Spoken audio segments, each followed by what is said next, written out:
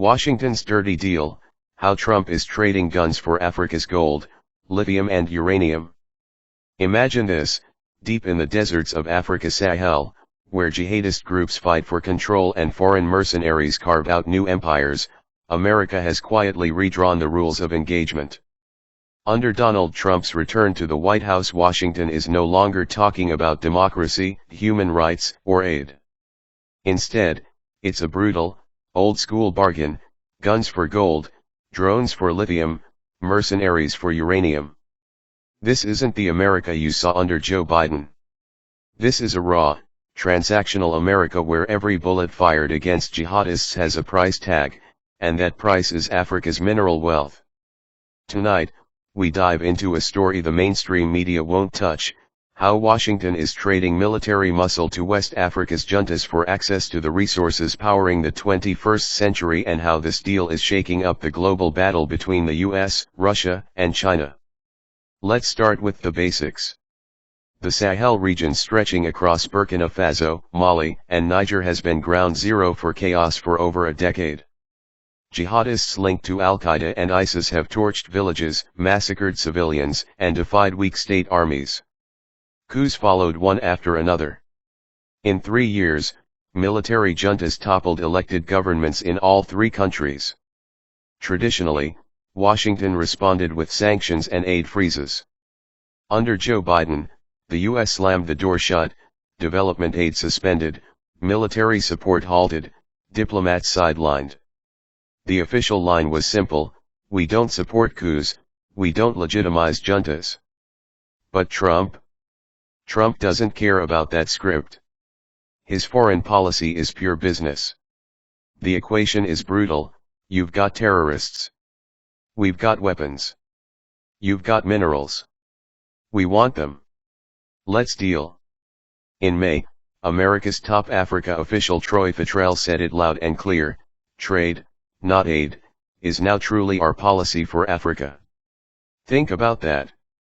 For decades, Washington sold Africa the dream of democracy and development. Today, the message is: we don't care how you got power. If you've got lithium, if you've got gold, if you've got uranium, then let's make a deal. Trump sent his security and counterterrorism advisor, Rudolph Attila, to Mali. His pitch? The American solution to jihadists. With U.S. drones, special forces, and contractors, Washington can hunt down insurgent leaders in days. The price? Access to Mali's lithium mines and gold reserves. Shortly after, Deputy Assistant Secretary William B. Stevens made the rounds in Burkina Faso, Niger, and Mali. His promise? American investment, American boots, and American firepower if U.S. companies get first dibs on the region's minerals. And according to ULF Laz Singh, head of the Sahel program at the Konrad Adenauer Foundation, Washington offered to kill the leaders of jihadist groups, in exchange for access to lithium and gold for American businesses. This is the kind of deal straight out of a 19th century colonial playbook. But in 2025, it's dressed up as counterterrorism. Let's break down what's at stake. Lithium: Mali is sitting on some of the largest reserves in Africa. Lithium is the beating heart of electric car batteries, smartphones, and the green energy revolution. Control lithium, and you control the future of the global economy. Gold: both Mali and Burkina Faso are gold powerhouses. In a world where currencies wobble and inflation rises, gold remains the ultimate hedge. Uranium: Niger is one of the top uranium exporters on Earth. This isn't just about nuclear power, it's about nuclear weapons. Whoever controls uranium controls leverage over global energy and security. And here's the twist: these juntas rose to power promising sovereignty over these very minerals. They told their people, we will kick out France. We will end exploitation. We will take back what is ours. But now, they're sitting down with Washington, signing deals that look eerily like the ones they condemned. Why is Trump doing this now? Because Washington sees Africa slipping through its fingers. France, the old colonial master, is gone. Kicked out, humiliated, its soldiers chased out of bases in Burkina Faso, Mali, and Niger. Russia has filled the vacuum. First with the Wagner Group, and now with the Afrika Korps. Russian mercenaries are fighting alongside Sahel armies, pushing back jihadists while carving out mining concessions for Moscow. China, meanwhile, has been quietly digging deeper into African resources for 2 decades, building roads, ports, and mines in exchange for minerals. So Trump looks at this and says, why should Russia and China get all the treasure? America should have a piece of the pie too. And unlike Biden, who talked about democracy, Trump doesn't care who's in charge. He sees generals in fatigues, and he sees opportunity. Here's where it gets even darker. Former U.S. Ambassador to Niger, Bisa Williams, laid it out clearly: Trump could deploy American mercenaries in the Sahel, just like Russia used Wagner. Think about that. No oversight from Congress. No debates in Washington. Just private contractors heavily armed, heavily paid, doing dirty work in exchange for mineral concessions. This way, Trump avoids political backlash at home. No one has to explain to Congress why U.S. troops are dying in the Sahel. Instead, shadow armies handle the fight, while U.S. companies quietly sign deals for majority ownership of gold, lithium, and uranium mines. In other words, it's colonialism 2.0. The guns are private. The profits are public. And the people of the Sahel? Still caught in the crossfire. But let's not forget, these Sahel juntas aren't naive. They know they're sitting on treasure. They know Washington, Moscow, and Beijing are circling like vultures. Mali's Foreign Minister Abdoulaye Diop even said it openly: we have to look at investment, the potential of our countries. Today there is a convergence of viewpoints between the American administration and the government of Mali.